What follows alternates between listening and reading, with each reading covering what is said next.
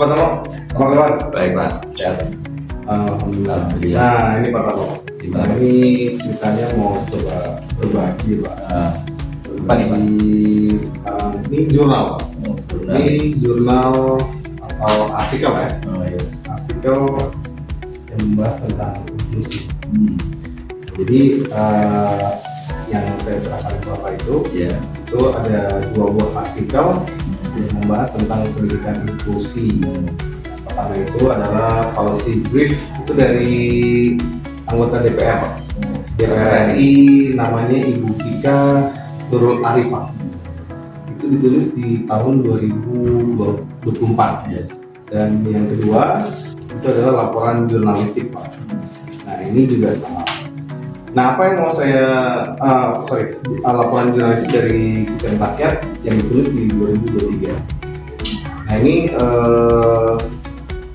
membahas tentang tantangan identifikasi ABK dari sekolah umum. Nah apa yang mau saya bahas dengan Pak Tarno, atau saya mau sampaikan dengan Pak Tarno, ini mudah-mudahan bisa menjadi sebuah hal yang menarik buat kita bahas ya. Menarik banget ini Pak. Apa nih Pak yang bisa kita pelajari dari dua artikel ini? Nah dua artikel ini termasuk jenis dari literatur abu-abu Pak. Maksudnya abu-abu? Nah kalau literatur abu-abu itu artinya dia tidak melalui proses peer review, kan ada peer teaching ya. Ada peer teaching, ada peer review. Kalau peer review itu adalah sesama sejawat untuk melihat hasil tulisan. Kalau peer teaching kan mengajar bareng-bareng dalam kelas. Kemudian ini juga bukan jurnal akademik, jadi nggak termasuk jurnal akademik, makanya dibilang literatur abu-abu. Tapi kedua dari jenis tulisan ini atau artikel ini juga relevan Pak, relevan buat Bapak mengajar di kelas dengan anak ABK. Apa relevannya? Karena si Bu Vika dan yang satu lagi laporan jurnalistik ini membahas atau menyajikan perspektif tentang kebijakan dan realitas lapangan. Kemudian juga Bu Vika itu juga dia menyoroti tantangan sistematik Pak. Jadi masalah kurangnya anggaran, kurangnya guru GPK yang mendampingi anak inklusi, dan juga dia menyoroti hal-hal atau kenyataan yang ada di sekolah itu seperti apa. Itu dari kacamata seorang ahli yang ada di anggota DPR RI seperti itu. Jadi ini meskipun bukan penelitian akademik, namun bisa jadi bahan pertimbangan gitu ya Pak ya. Betul Pak. Jadi ini bisa jadi informasi tambahan. Informasi tambahan juga bisa menjadi bahan refleksi awal ketika Bapak masuk ke kelas untuk melihat dengan kurangnya guru GPK, berarti Bapak bisa bertindak sebagai guru pendamping anak ABK.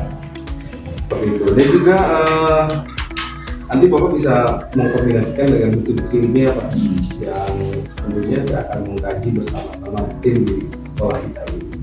Seperti itu Pak. Kalau ingin misalkan ya, saya ingin menerapkan pendekatan gitu ya pada anak-anak inklusif di kelas. Ini kira-kira langkah apa yang mungkin saya ambil atau saya lakukan gitu? Sejauh selama saya dan teman-teman melakukan pengamatan, bisa memulai dari mengenali kebutuhan si anak ini. Jadi misalnya ada beberapa anak kita yang inklusi ini, dia sebenarnya butuh apa sih? Butuh pendampingan, butuh benar-benar ditempatkan di satu lokasi yang tersendiri, atau butuh strategi lain. Memang dia sebenarnya bisa ditaruh di kelas dengan nyaman dan juga bisa belajar bersama-sama sama teman-teman lainnya. Terus juga bagaimana kita bisa menciptakan lingkungan yang kondusif. Nah, jadi itu adalah langkah-langkahnya Bapak. Yang pertama, mengenai kebutuhan siswa sampai nanti bisa menciptakan lingkungan belajarnya yang fleksibel.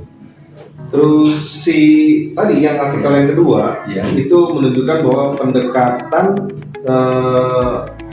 yang Bapak lakukan nanti itu yang di awal tadi saya jelaskan itu sangat dibutuhin karena banyak sekali ternyata guru-guru belum mendapatkan pelatihan tentang terkait inklusi. Jadi nanti saya bisa menangani gitu ya. Betul Pak? Ikut menangani anak-anak yang inklusi. Iya. Nah, Bisa setelah itu apakah ada nanti risiko ya? Risiko saya atau kita hanya mengandalkan informasi dari literasi yang apa tadi abu-abu ya? Abu-abu Ya, ya. itu gimana nih Pak resikonya nanti? Jadi resikonya itu yang pertama masalahnya si bias ya Pak. Yes. Bias itu kurang validitas ilmiah.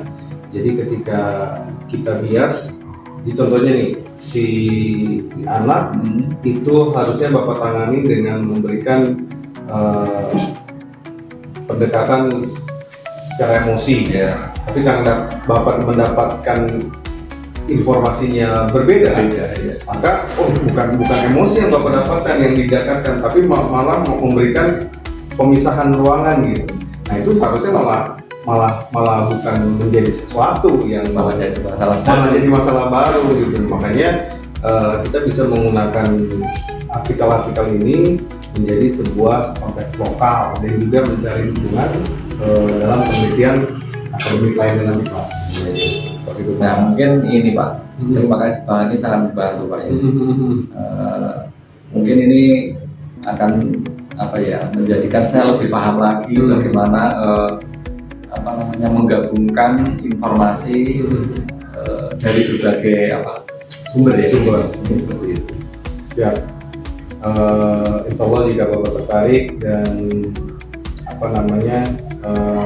mau menggali lebih dalam inklusi ini, Mau sekali insya Allah nanti saya akan cari bantu referensi-referensi lain Pak yang ilmiah yang sekiranya ini adalah berbasis inklusi. Dan mudah-mudahan ada pelatihan-pelatihan yang bisa saya tawarkan ke Bapak dari Dinas Pendidikan, studi dan lain sebagainya. karena di sekolah juga kebetulan kan ada yang inklusi Pak. Iya, Jadi, betul. kalau tidak ada yang menangani siapa lagi kalau nggak kita. Oke. Mungkin itu Pak Tarno ya sebelumnya. Saya terima kasih banyak Pak. Oke. Sama-sama.